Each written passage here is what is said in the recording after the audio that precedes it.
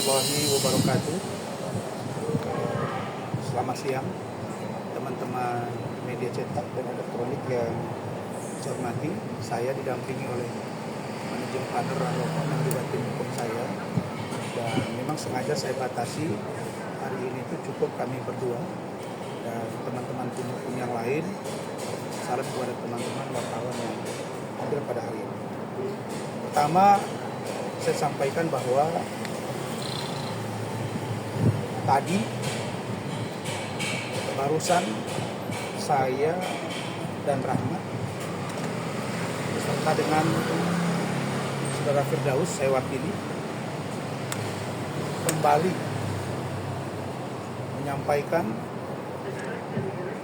surat permohonan maaf untuk yang keempat kali kepada Bapak Ketua Mahkamah Agung Republik Indonesia, Bapak Profesor Dr. Haji Sunarto SMA, kepada Ketua Pengadilan Tinggi DKI Jakarta, kepada Ketua Pengadilan Negeri Jakarta Utara yang sekarang adalah Hakim Tinggi di Pengadilan Tinggi Makassar, Provinsi Sulawesi Selatan, Bapak Dr. Haji Ibrahim Palino SMH. Dan permintaan maaf yang keempat ini saya sertai dengan beberapa poin yang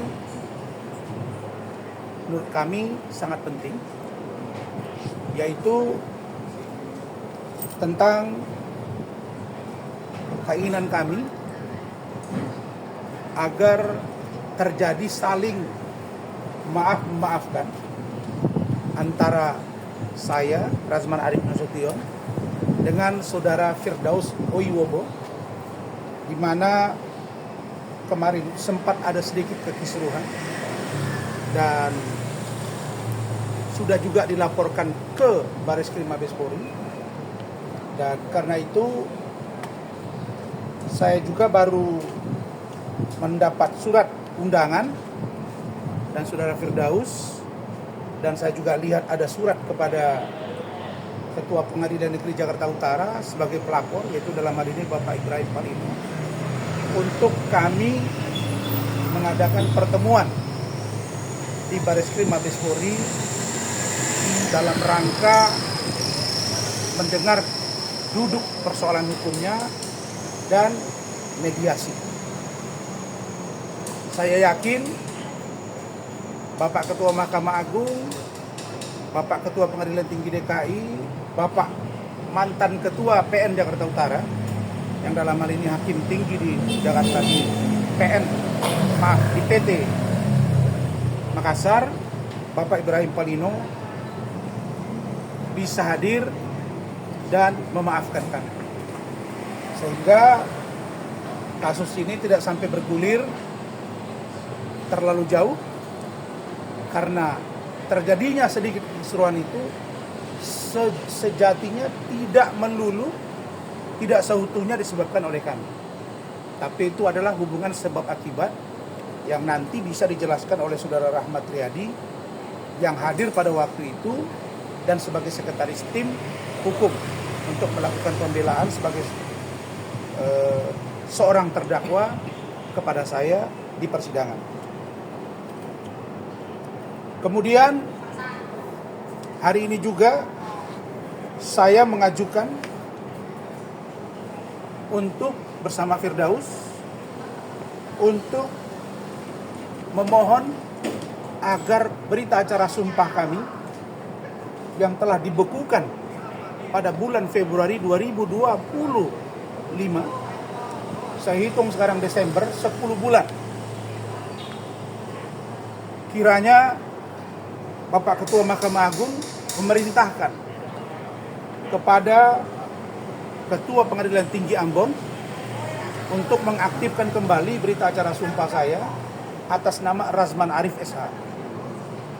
Begitu juga kiranya Bapak Ketua Mahkamah Agung Republik Indonesia berkenan memerintahkan Ketua Pengadilan Tinggi Banten untuk mengaktifkan kembali berita acara sumpah Saudara Firdaus. Secara jujur kami katakan bahwa dengan dibekukannya berita acara sumpah ini sangat mengganggu kegiatan kami sebagai seorang advokat. Dan bagi kami cukuplah ini sebagai sebuah, katakanlah ini menjadi hukuman sosial, hukuman moral terhadap kami. Walaupun sejatinya proses pembekuan dimaksud menurut kami itu tidak relevan, terutama saya yang pada saat itu posisinya adalah sebagai terdakwa, bukan sebagai seorang pengacara yang sedang bersidang. Pun demikian, saya memaafkan itu. Dan karena itu, pada bulan ke-10 ini, Desember 2025 ini, kami mohon dengan kerendahan hati agar Bapak Ketua Mahkamah Agung memerintahkan Ketua Pengadilan Tinggi Ambon dan Ketua Pengadilan Tinggi Banten untuk mengaktifkan kembali berita acara sumpah kami. Adapun gugatan yang dilakukan oleh Saudara Firdaus di Mahkamah Konstitusi itu bahagian dari upaya beliau untuk kiranya dapat diuji apakah pengadilan tinggi yang menjadi saksi dalam sebuah sumpah bisa dibekukan oleh pengadilan tinggi dimaksud. Dan mudah-mudahan niat baik Saudara Firdaus ini disambut baik oleh Mahkamah Agung dan teman-teman yang lain, para lawyer, agar ke depan kita semua saling jaga, saling menghormati, dan saling berpartisipasi, serta sesama penegak hukum yang sedang berjuang untuk hukum tegak lurus di Indonesia. Kemudian yang ketiga, tentang laporan Bapak Ketua PN Jakarta Utara, Pak Ibrahim Palino. Di laporan ini, saudara-saudara, kami sudah datangkan ahli, baik ahli bahasa maupun ahli pidana. Kedua-duanya mengatakan tidak ada unsur. Nah, terhadap kasus ini, saya punya cerita yang berbeda.